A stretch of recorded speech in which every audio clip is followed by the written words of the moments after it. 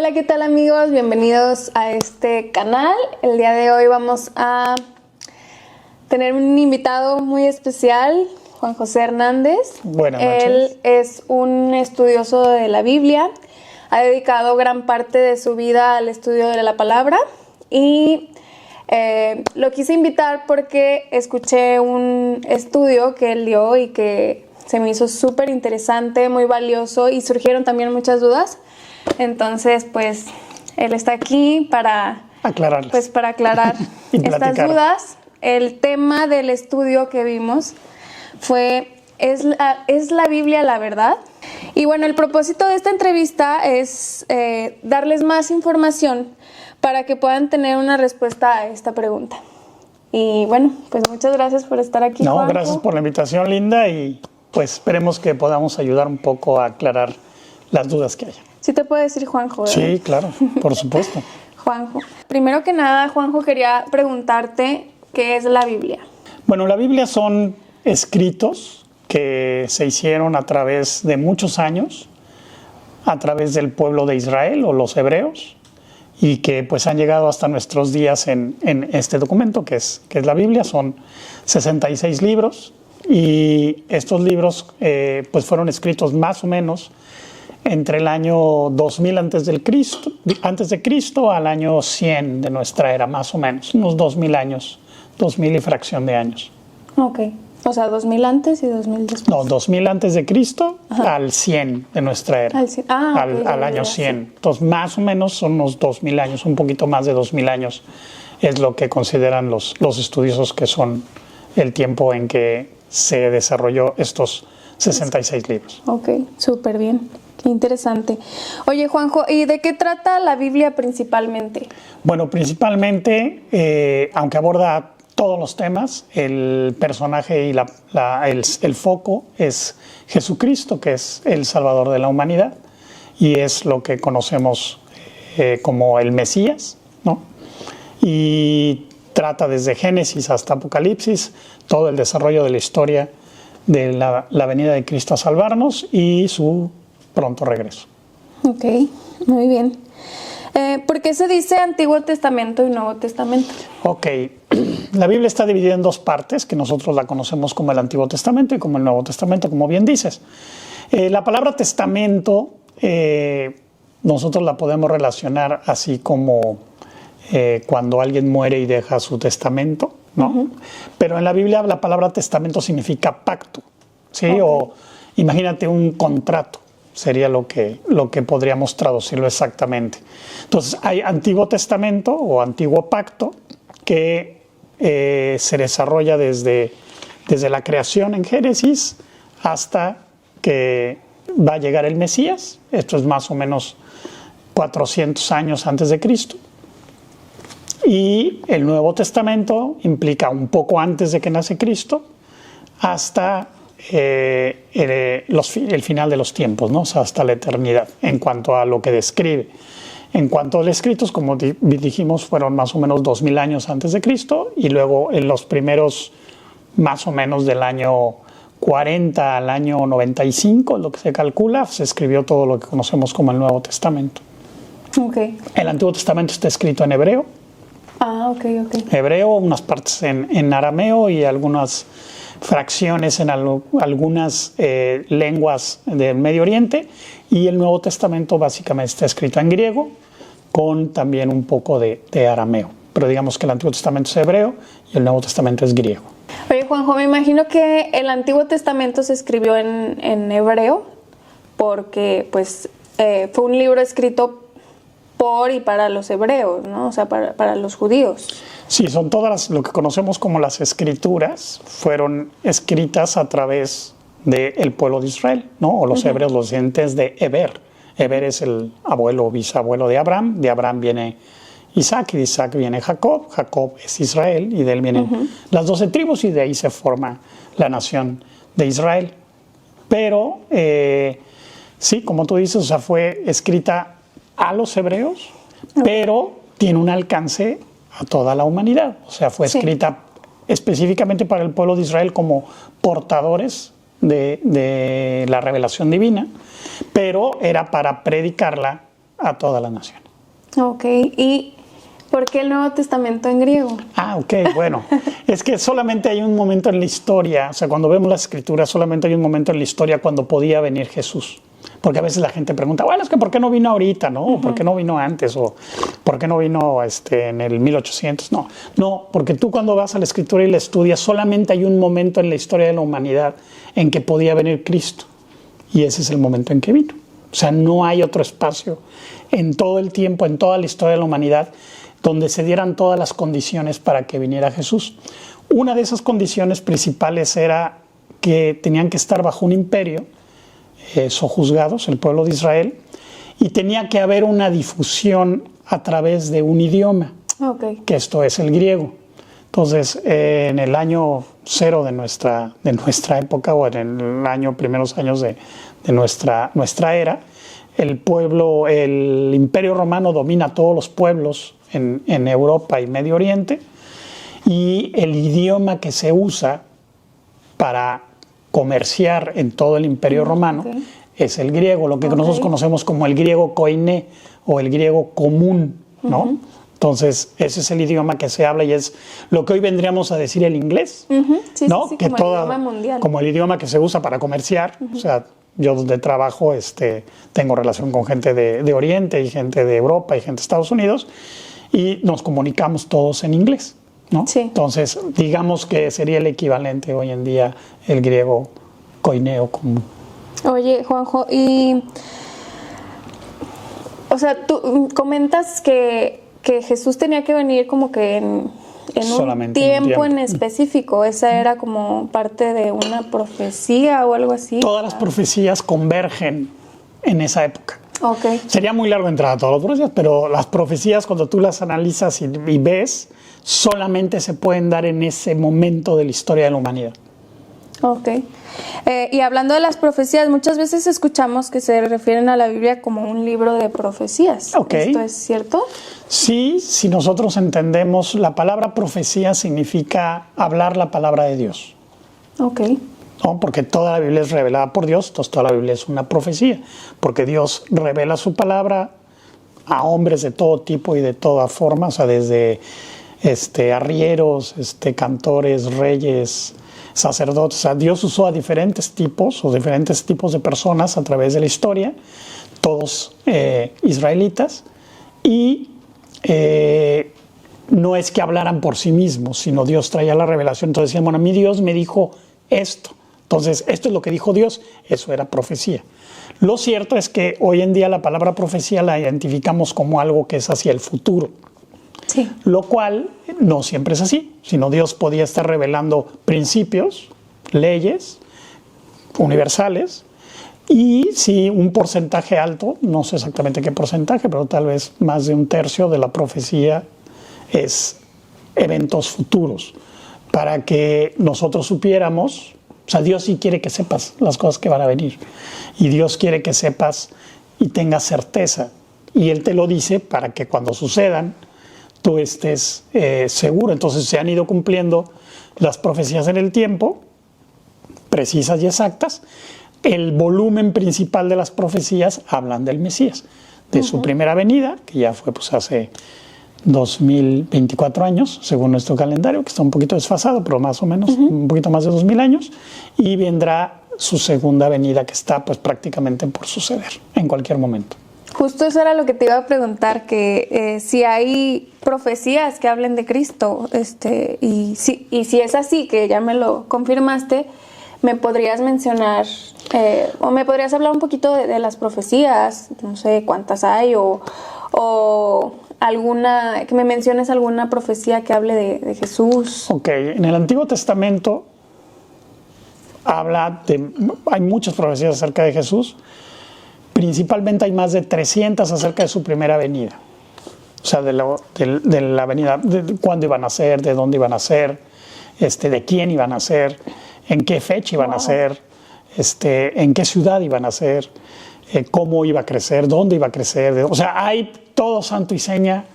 O sea, si tú ves las profecías de la primera venida, es como si yo te dijera, oye, nos vemos en Plaza Galerías y voy a llevar un sombrero naranja de 2 metros, un pantalón verde con motas moradas, unos zapatos gigantes, 15 perros, Súper voy a ir comiendo, o sea, específico. me ibas a identificar. Sí. ¿Sí? Entonces, esto es lo que tenía el pueblo de Israel cuando Jesús viene por primera vez hace poco más de 2000 años. Y como nación no quisieron recibirlo, ¿no? Obviamente hubo una parte que sí creyó de los israelitas, entre ellos los apóstoles y muchos más, pero como nación ellos rechazaron a su Mesías. Ahora, hay una primera venida y hay una segunda venida.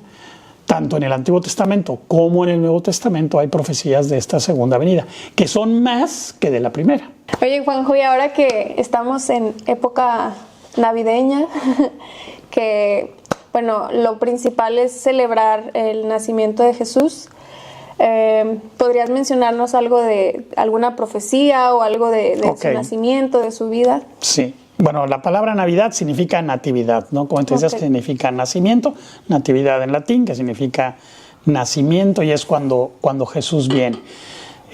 Obviamente no fue el 24 de diciembre, ¿no? Esta es una fiesta que se hacía en el Imperio Romano, que es la fiesta del dios Sol, del inicio del Sol reinante. Es una fiesta que se celebraba y, bueno, importaron la idea de celebrar esto, no sé en qué momento, cuando el Imperio Romano decide apropiar como dogma de fe en la cristiandad, ¿no? Okay. Pero en la Biblia habla del nacimiento de Jesús en una noche, digamos, no fría, porque los pastores están con las vigilias de la noche, con las ovejas afuera.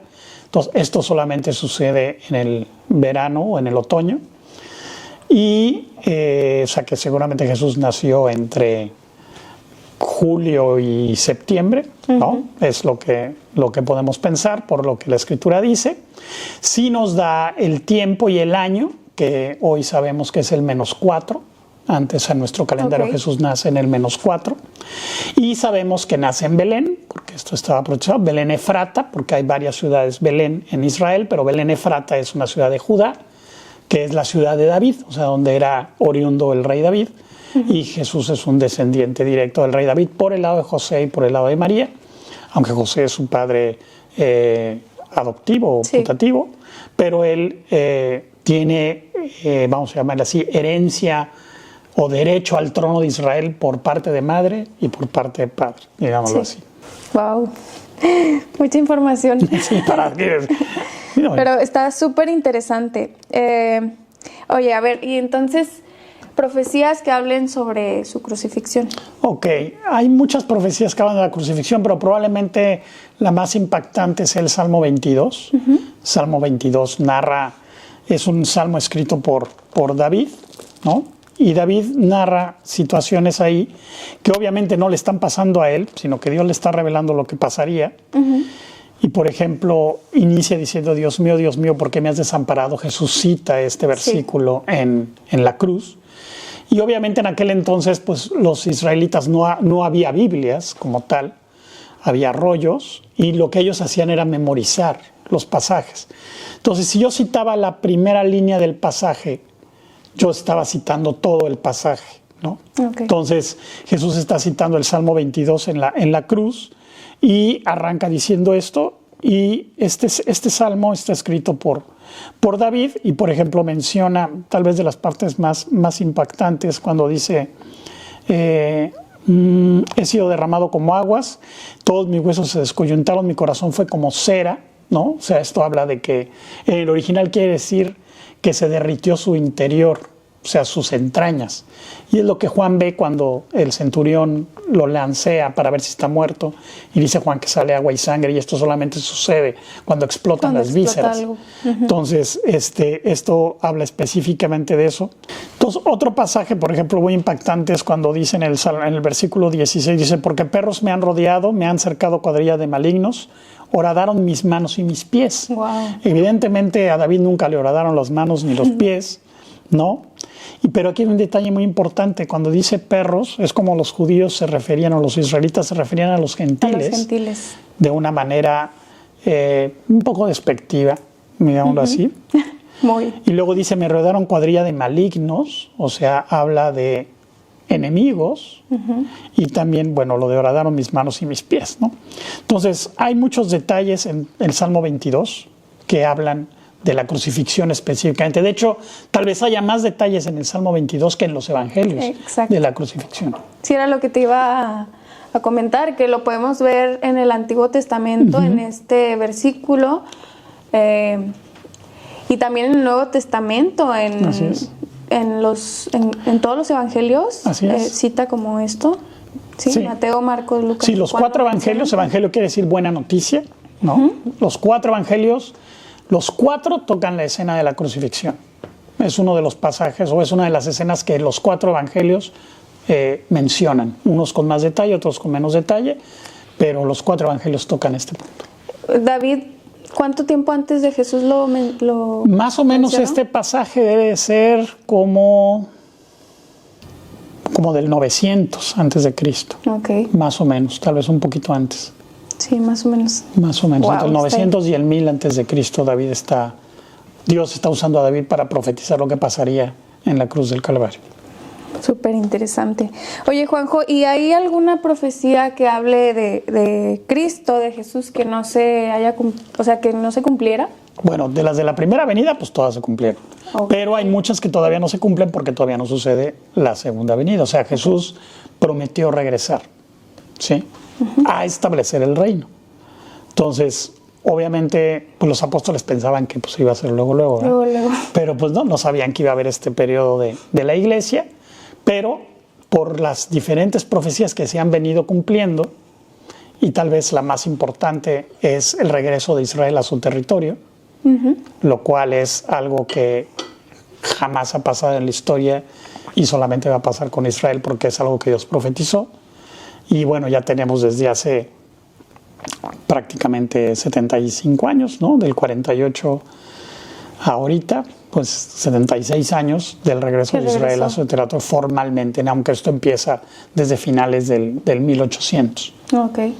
Pero bueno, lo que estamos viendo es algo increíble, ¿no? O sea, Israel fue sacado de su territorio en el año 70, o sea, casi 2000 años, y es como si...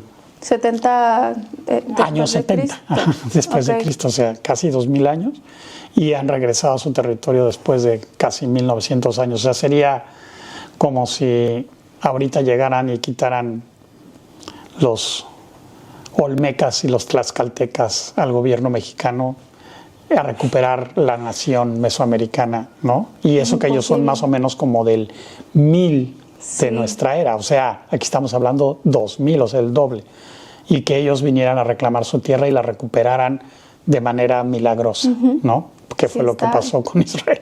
Sí, es impresionante cuando uno va y ve los detalles que Dios menciona, es irrefutable la verdad de la palabra de Dios. ¿Eso fue a raíz como que de la Segunda Guerra Mundial? De la primera, ¿no? El territorio, lo que hoy conocemos como Israel, que en ese momento era Palestina, que de hecho el Imperio Romano, cuando expulsa a Israel en el año 70, el emperador Tito pregunta cuáles son los enemigos de Judea, y le dice, pues son los filisteos, pues esta tierra se va a llamar Filistea. O sea, Palestina significa Filistea. Entonces, desde el año 70 son expulsados, se dispersan por todo el mundo, y para finales del siglo XIX estaba ese territorio bajo el Imperio Otomano, ¿sí? Y después de la Primera Guerra Mundial, esa zona del Medio Oriente se la reparten entre Inglaterra, Francia y creo que Holanda, una más Inglaterra y Francia, y se la venden a la familia Rothschild. Ese territorio lo compran los Rothschild, que son los banqueros europeos que son judíos. Sí. Ya venía un movimiento sionista desde finales del siglo XIX, pero adquieren ese terreno después de acabando la Primera Guerra Mundial y empieza la migración de israelitas a tierra palestina, lo que conocemos como los kibbutz. Era un desierto, no había nada. Jerusalén era unas chozas y pues hoy en día es la nación más próspera del planeta, muy probablemente. Wow. Oye, Juanjo, ¿y qué tan difícil es que se hayan cumplido estas profecías y que no fueran meras casualidades? Ok. Algo que comentamos en el estudio fue eso, ¿no? De las casualidades. Pues sí, habría algunas cosas que algunas personas podrían cumplir, ¿no? Pero todas, o sea, y tantas, y la mayoría que no tienen que ver con una decisión de Jesús mismo, ¿no? Entonces, no, es imposible. Estadísticamente, los que saben de esto y los que son actuarios y conocen esto, sacan unos cálculos y es imposible. O sea, matemáticamente es imposible que una persona cumpla todo lo que Jesús cumplió. Hablando de él de tantas maneras, de tantas formas, con tantos hombres, en tanto tiempo, y en toda la historia de la humanidad, una sola persona fuera, estadísticamente estamos hablando de cifras astronómicas, o sea, incalculables. Yo veía la estadística de que se cumplieran más de, creo que 45 o 50.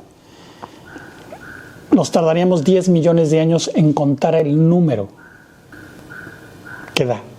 O sea, eso es lo que nos tardaríamos en contar el número que da.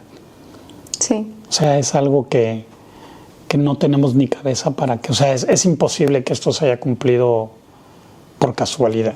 Sí. Por ahí nos mostraste algunas, bueno, esas estadísticas. Se me hizo súper interesante, a ver si lo podemos compartir por ahí por...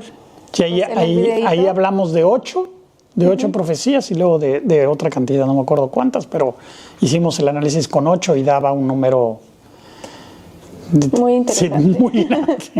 Sí. Sí. Sí, la verdad es que yo vi esto y me impactó, o sea, mientras más he ido como que estudiando la palabra o estudiando pues todo esto, me impacto y no tienes para dónde hacerte, o sea, de verdad que es increíble como que darte cuenta de que estás en la verdad, o sea, de que no hay para dónde hacerse, o sea hay suficiente evidencia. Hay suficiente evidencia. Que no puedo refutar. Exactamente, sí. O sea, es una decisión de decidir creer o decidir rechazar. Así como Israel en su momento decidió rechazar al que estaba cumpliendo todo lo que estaba escrito de él, hoy es igual. Y aparte lo estamos viendo ya, como diríamos, a toro pasado, ¿verdad? Porque ya todo esto ya pasó, ya es evidente, o sea, ya no hay sombra de duda en esto. Pero bueno, es una decisión de cada quien. Oye, Juanjo, pero bueno, hay muchas religiones, muchos dioses, muchas culturas. ¿Cómo es que sabemos que Jesús es Dios? O sea, ¿Jesús es Dios, te pregunto? Sí, claro. O sea, todas las culturas tienen este principio, esta idea del mesiánica, ¿no? Del Mesías que viene a arreglar algo, ¿no? Normalmente tiene mucho que ver con la agricultura, ¿sí? Porque todas las fiestas tienen que ver con la agricultura y en todas las culturas está permeada esta idea, en todas. Entonces, ¿de dónde vino esa idea? Pues obviamente Dios nos la tuvo que decir, ¿no? O sea, entonces se la dijo a Adán y a Eva, de ahí pasó todo el evangelio a través de las generaciones, luego con Noé y sus hijos, y después de ahí a todas las naciones. Cada nación la fue distorsionando. Okay. ¿Por qué? Porque esa es la religión. La religión es, yo quiero hacer a Dios a mi manera. O sea, yo lo veo a Dios como yo, a mi conveniencia, como yo creo, como yo pienso, no como Dios dice. Okay. Por eso Dios dejó su palabra, para que no hubiera duda. Entonces, ¿cuál es la diferencia entre todas las religiones y la Biblia? Primero, pues que la Biblia no tiene que ver con las religiones. La Biblia es la verdad. Okay. Y segundo, todas las religiones te llevan a que tú hagas, para que tú te ganes algo o para que tú alcances algo. Y la Biblia dice que Jesús vino, hizo lo que no podemos hacer y nos salvó y nos rescató por su amor. O sea, esa es la gran diferencia. Y aparte, cuando alguien acepta esto, su vida cambia. En las demás religiones, el que tú practiques una religión, filosofía, idea, lo que quieras, tu vida a lo mejor mejora en ciertos aspectos, a lo mejor tiene ciertos beneficios, pero nunca cambia. Sigues atado a los pecados que tienes, porque un pecado es algo que va en contra de Dios y todos sabemos lo que es un pecado. Que lo queramos reconocer o no es otro tema, pero cuando sabemos que algo está mal, sabemos que está mal y de eso no te puedes librar, porque el único que te liberta es Jesús. Oye, Juanjo, entonces en resumen, concretamente, Ok. ¿me puedes decir a qué vino Cristo? Ok. Cristo es la palabra griega de Mesías. Ok. O sea, Cristo significa Mesías. Y Mesías significa ungido de Dios, o el ungido, que quiere decir el señalado, el indicado. Entonces, la palabra, cuando nosotros decimos Cristo, estamos diciendo que estamos hablando del indicado por Dios. ¿Qué es Jesús? Que es Jesús. Y ahí tenemos el resumen. Jesús significa Salvador. Ok. O sea, Él es el indicado por Dios para salvarnos, ¿no? Así le comenta el ángel Gabriel a María cuando le dice, ¿no? Le dice, a tu hijo le vas a poner Jesús porque Él salvará a su pueblo, ¿no? Joshua, ¿no? O Josué, significa el que salva o el Salvador. Entonces, en resumen, Jesús es el Salvador de la humanidad, es el indicado por Dios para salvarnos, para que no hubiera falla. O sea, solamente hay un camino, solamente hay una salvación, solamente hay una manera. No es que yo digo que por acá. Sí. No, porque entonces cada uno diríamos que es diferente. Y cada uno puede pensar lo que quiera, tenemos esa libertad. Claro. Entonces Dios lo que planeó fue venir a pagar por todo lo que nosotros hemos hecho. Todo en base a su amor.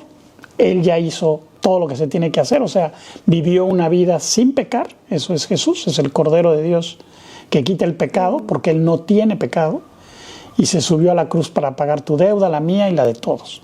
Entonces, ¿qué es lo que tengo que hacer? Bueno, pues aceptar su amor, reconocerme pecador delante de Dios, pues reconocer que he pecado, que estoy mal con Él, olvidémonos de los demás, con Él, y arrepentirme. Arrepentirme es reconocer que estoy mal y ya no querer seguir en lo mismo. Después de ahí es aceptar ese pago que hizo Jesús en la cruz, que salda mi deuda de pecados, pasada y futura. O sea, desde que estoy chiquito hasta que muera, toda mi deuda está pagada. Y aceptarlo como mi Señor. Señor significa dueño. Salvador, que es Jesús, es el Salvador de mi vida.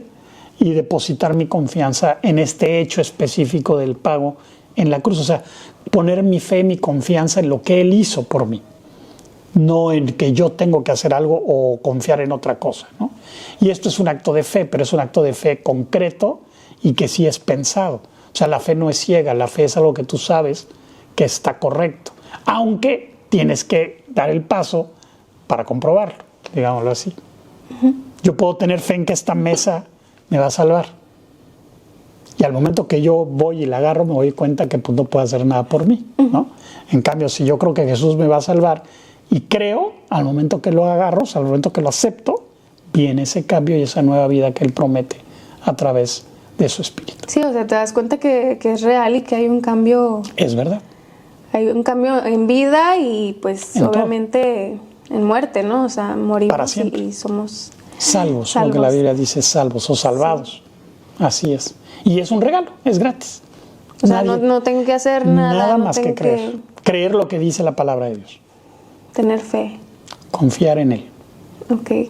Nada más. Está padrísimo. Gracias a Dios. Está súper interesante porque yo creía que tenía que ser buena o que tenía que portarme bien o no sé, o sea, la verdad es que yo vivía súper angustiada porque... ¿Por qué no me porto bien? Porque soy una persona, soy súper corajuda, súper enojona, tengo muchísimos defectos, muchos errores y yo decía, es que no, me voy a morir, me voy a ir al infierno. O sea, tenía como que esa angustia, buscaba y yo decía, es que no puede ser, o sea, no puede ser que Dios sea así, o sea, que me castigue por, no puedo yo, pues dejar de pecar, o sea, la verdad. Es correcto. Entonces, pues es maravilloso escuchar esta noticia, es el Evangelio. Es padrísimo. Sí. Entonces sí, no hay justo ni a un uno, por cuanto todos pecamos, estamos destituidos de la gloria de Dios. Por lo tanto, Dios dio a su único Hijo, para que todo aquel que en Él cree no se pierda, mas tenga vida eterna. Entonces, el que tiene al Hijo tiene la vida, el que no tiene al Hijo no tiene la vida, y la ira de Dios está sobre él. O sea, Dios es justo, es una decisión personal. Si tú quieres pagar en el infierno, ahí está. Pero Él vino y te salvó. El punto es que lo aceptes.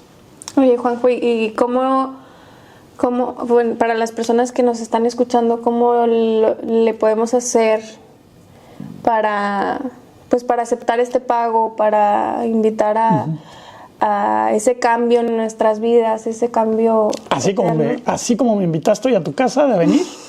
Es igual, es una relación, o sea, tiene que ser alguien que conozcas, y para conocer a Cristo pues lo tienes que invitar a tu vida. ¿Bajo qué términos? Bajo los términos del amor de Dios, o sea, saber que Dios te ama, aceptar ese amor, reconocerte pecador, arrepentirte y aceptar el pago de Cristo en la cruz, haciéndolo tu Señor y Salvador personal.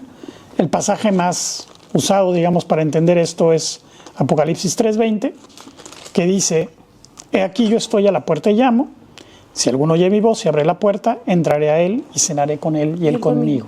Es una decisión personal. En eso somos iguales a Dios, tenemos capacidad de decidir y Dios va a respetar tu decisión. Sabe que vamos a pecar, por eso hizo el plan de la salvación, pero cada uno, a través de la historia, Dios nos ha puesto en el tiempo para que tomemos esta decisión de estar en el cielo con Él para siempre o rechazar el cielo y tener que pagar por nuestros pecados. Él ya los pagó, no hay necesidad de ir al infierno, pero cada quien tiene la libertad de decirlo y Dios va a buscar a cada persona. Eso es lo increíble, porque es un trabajo de Dios. Sí. Nosotros simplemente compartimos lo que conocemos, pero finalmente el que está detrás y el que busca a ti, a mí, a todos, es Jesús. Oye, Juanjo, pues a mí alguna vez, hace un tiempo una persona me compartió esto que tú nos estás compartiendo, y Dios estuvo pues durante muchos años haciendo ese trabajo personal que tú dices que Él hace, y yo me resistía hasta que pues ahora sí que entendí y decidí aceptar ese pago que Él hizo por nosotros, decidí aceptar a Cristo en mi corazón y pude ver ese cambio en mi vida. Y pues esta persona me invitó a hacer una oración para aceptar a Cristo en mi corazón. Entonces quisiera ver si tú nos puedes guiar en una oración para las personas que están escuchando. Sí, claro. Y que quieren pues aceptar ese pago y tener una vida nueva y tener vida eterna al lado de nuestro Creador. Pues mira, lo importante no es la oración como tal, sino los conceptos. Que yo entienda los conceptos, o sea, que yo tome la decisión de creer lo que Dios dice. Entonces, pues sí, vamos a orar, y si tú quieres invitar a Jesús hoy, lo único que tienes que hacer es decidir creer lo que Dios dice en su palabra y seguirme en esta oración. No necesitas repetir nada, lo que necesitas es ser honesto con Dios. Finalmente Dios ve el corazón y Dios conoce la mente de cada persona. Vamos a orar. Dios, te doy gracias porque hoy me has hecho entender que me amas, y también sé que he pecado, y aunque no recuerdo todas mis faltas, yo sé que tú conoces todas y cada una de ellas, por lo cual te pido perdón y estoy arrepentido. Y quiero aceptar el pago de Jesús en la cruz, que salda toda mi deuda de pecados, pasada y futura, confiando en este pago perfecto en la cruz. Y te invito, Jesús, a mi vida para que seas mi Señor y mi Salvador personal, por lo cual descanso en este pago perfecto que tú has hecho. Y te lo pido, Padre, confiando en Cristo Jesús. Amén. Amén. Juanjo, pues muchísimas gracias por aceptar la invitación, por compartirnos todo esto que has aprendido, y la verdad es que es súper interesante y es muy valioso. Súper valioso, lo más valioso que hay. Es lo más valioso, sí. ¿Y cómo vas a saber que aceptaste a Cristo? Bueno, tu vida va a empezar a cambiar y vas a empezar a querer leer la Biblia y conocer más de tu Salvador, de la persona que invitaste a tu corazón. Él cambia las vidas. Jesús te bendiga. Muchas gracias.